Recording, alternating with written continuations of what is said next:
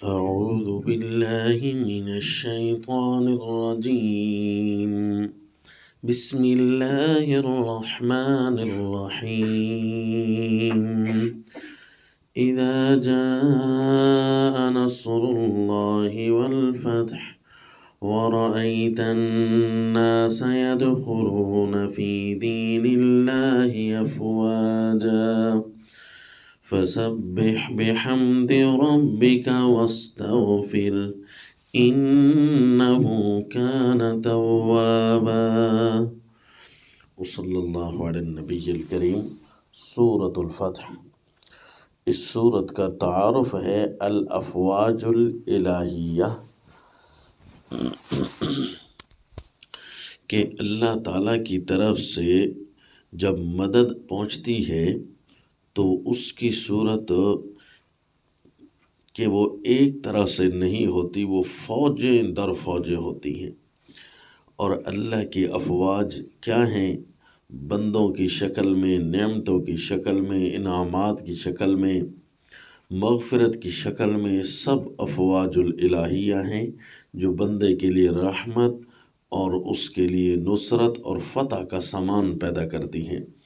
مجاہدین کی صورت میں الافواج الالہیہ امام الانبیاء صلی اللہ علیہ وسلم کے لیے اس صورت میں خوشخبری بن کر آئیں کہ اذا جاء نصر اللہ والفتح ورأیت الناس يدخلون فی دین اللہ افواجا. میرے پیغمبر، جب مدد اور فتح آئے گی تو آپ یعنی جب پوری کی پوری آ گئی، ہر طرح سے مدینہ والوں پر اللہ کی مدد اور نصرت مکمل طور پر آ گئی، ابتلاءات ختم ہوئے، آزمائشیں ختم ہوئیں اور ہر طرح سے مفتوحہ علاقے زیر نگوں آ گئے، تو یوں کر کے الفتح لدین اللہ مع النصرہ، اللہ کے دین کے لیے فتح ساتھ نصرت، یہ دونوں چیزیں برابر شامل حال رہیں گی، کیونکہ ان لوگوں نے، پیارے امام الانبیاء صلی اللہ علیہ وسلم اور ان کے ساتھ رہنے والوں نے ذرا بھر بھی اطاعت میں کمی نہیں آنے دی، تو یوں اللہ کریم نے فتوحات ہی فتوحات بھیج دی. پچھلی صورت میں یہی تھا کہ جہاں بھی عبادت کا انکار ہوتا ہے، عملی یا اعتقادی، وہاں اللہ کی طرف سے کفران نعمت اور تکفیر کا حکم لگ جاتا ہے. اور جب عبادت میں 100% کامل ہو، کہیں سے بھی کمی نہ ہو، تو اللہ کی طرف سے ایک فوج مدد کو نہیں، کئی افواج مدد کو آ جاتی ہیں. یہ صورت مومنوں موحدوں کے لیے بہت بڑی خوشی کا سامان ہے. لیکن سوچنا ہے مومنین نے کہ وہ اگر دو چیزوں میں سے کسی ایک چیز میں مبتلا ہیں، خوف اور حزن، تو یوں سمجھیے یہ اللہ کی طرف سے پکڑ آئی ہوئی ہے، خوف میں یا حزن میں. اب اس کو دیکھنا ہے کہ کسی بھی لمحے آپ پر کوئی خوف ہے یا حزن ہے تو یوں اللہ کی نصرت اور فتح سے آپ خالی لگ رہے ہیں. اور اس کے لیے ایک پوری صورت آئی ہے. خوف اور حزن اگر کسی پر طاری ہو جائے تو اللہ کی طرف سے زجر ہوتی ہے. ویسے خوف اور حزن یہ جو ابتلاءات میں ہوتا ہے نا، وہاں نہ خوف ہوتا ہے نہ حزن ہوتا ہے. مثلا اصحاب کہف، مثلا سیدنا یوسف علیہ السلام، مثلا امام الانبیاء صلی اللہ علیہ وسلم کی ہجرت، یہ سارے کام بھی ہو رہے ہیں، لیکن خوف اور حزن اس کا ذرا بھی عمل دخل نہیں ہے، کیونکہ اتنا زیادہ دلی اطمینان، سکون اور رحمت ہوتی ہے. مثلا امام الانبیاء صلی اللہ علیہ وسلم ہجرت کی رات دوسرے کو تسلی دے رہے تھے، پیارے سیدنا صدیق اکبر رضی اللہ تعالی عنہ کو، کہ لا تحزن ان اللہ معنا. دیکھیں، آزمائش اور ابتلاء اس کو کہتے ہیں کہ اس میں خوف اور حزن نہیں ہوتا.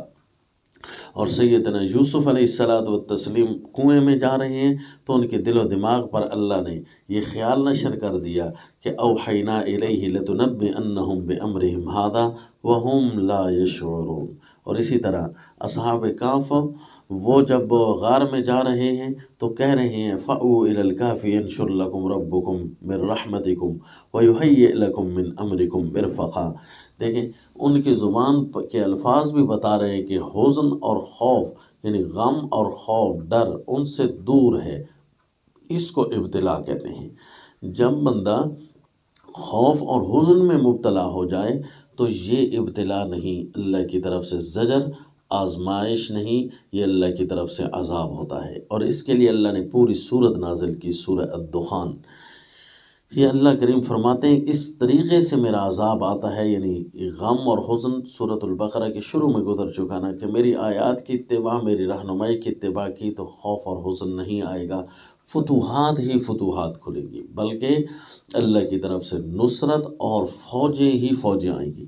لیکن جب آپ غم میں اور خوف میں مبتلا ہیں تو وہ اس طریقے سے اللہ کی طرف سے زجر آتا ہے کہ یوم تأتی السماء بدخان مبین، کہ جس طریقے سے دخان مبین ہوتا ہے نا، دھواں ہی دھواں ہر طرف سے چھایا ہوا ہوتا ہے، اس سے بچنے کی صورت نہیں بنتی، تو اسی طرح ایک ایسی آزمائشیں آ جاتی ہیں یا عذاب آ جاتے ہیں، زجرات اللہ کی طرف سے آ جاتے ہیں کہ یغش الناس ھذا عذاب علیم، وہ اس لوگوں کو ڈھانپ لیتا ہے اور کہا جاتا ہے یہ عذاب دردناک ہے، اللہ کی طرف سے آیا ہے۔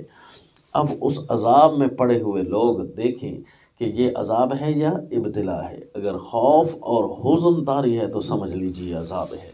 یہ پچھلی کسی بھی کمی کا اللہ کریم تم سے ازالہ مانگ رہے ہیں، اور اس عذاب میں رہتے ہوئے بھی اگر کوئی کہتا ہے ربنا اکشف عنا العذاب انا مؤمنون، اے اللہ ہم سے عذاب ہٹا لے، ہم مومن ہیں، اللہ کریم فرماتے پہلے تو تمہاری عادت بن چکی ہے نافرمانیوں کی، انا لہم الذکری وقد جاءہم رسول مبین، تمہارے پاس واضح رسول یعنی پیغام واضح بن کر آیا تھا، تو اب کہاں سے نصیحت؟ کیا عذاب نصیحت کرتا ہے یا رحمت نصیحت کر رہی ہے؟ اچھا اگر عذاب سے تمہیں نصیحت حاصل ہو رہی ہے نا، تو انا کاشف العذاب قلیلا انکم عائدون، اسی عذاب کے دوران اللہ ایک دفعہ پھر فراوانی بھیجتے ہیں، تو لوگ عادت جو بنی ہوئی ہے گناہوں کی، لوگ پھر سے اسی طرح کرنے لگ جاتے ہیں کہ یار یہ تو روٹین کی آزمائش تھی، نعوذ باللہ نعوذ باللہ۔ فرمایا اگر اسی طرح تم کرتے رہے نا تو یوم نبطش البطشۃ الکبریٰ انا منتقمون، ہم ایک بڑی پکڑ لے کر آئیں گے، وہ انتقامی کارروائی آخری ہوگی۔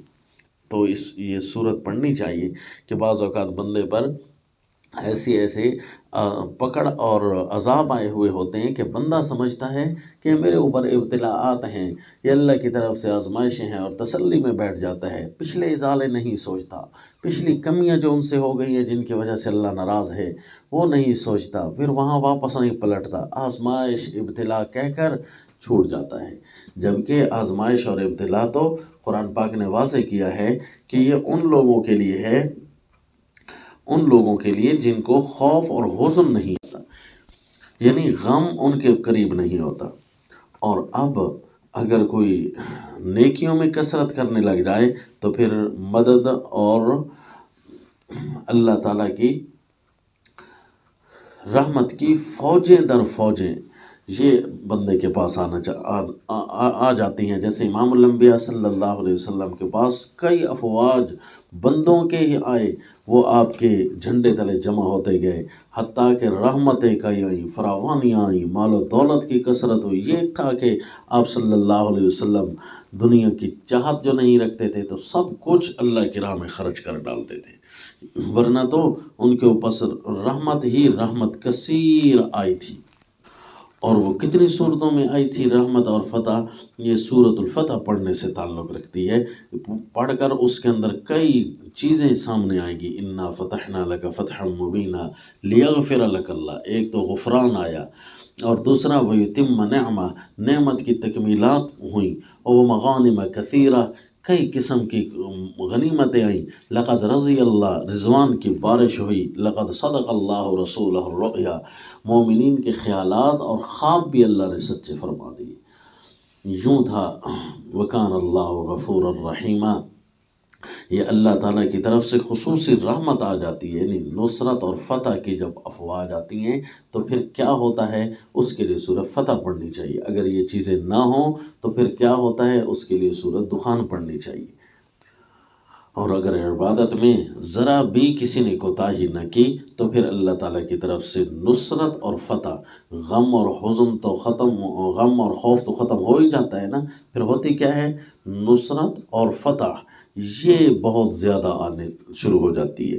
اور یہ نقطہ بھی یاد رکھیں، جب عذاب آ جاتا ہے نا اس وقت کیا دعائیں کام کرتی ہیں، تو یہ تو اللہ کریم ہی مدد کریں گے، لیکن قرآن پاک کا اشارہ سورہ الانعام میں آتا ہے، جہاں اللہ تعالیٰ کی صفات کا نور اور ظلمات و اہل الہوا کا رد ہے۔ وہاں ظلمات کی وجہ سے، گناہوں کی وجہ سے جب عذاب آتا ہے نا تو وہاں آیت ہے، یوم یأتی بعض آیات ربک لا ينفع نفسا ایمانها لم تکن آمنت من قبل او کسبت فی ایمانها خیرا۔ جس دن تیرے رب کی بعض نشانی آ جائے نا، یعنی اللہ کی پکڑ آ جائے نا، اگر اس سے پہلے ایمان نہ لایا ہوا ہو تو اب ایمان لانا بھی فائدہ نہیں ہے، اگر اس سے پہلے نیکیاں نہ کی ہوئی ہوں تو اب نیکی بھی اس عذاب سے کم از کم نہیں بچا سکے گی۔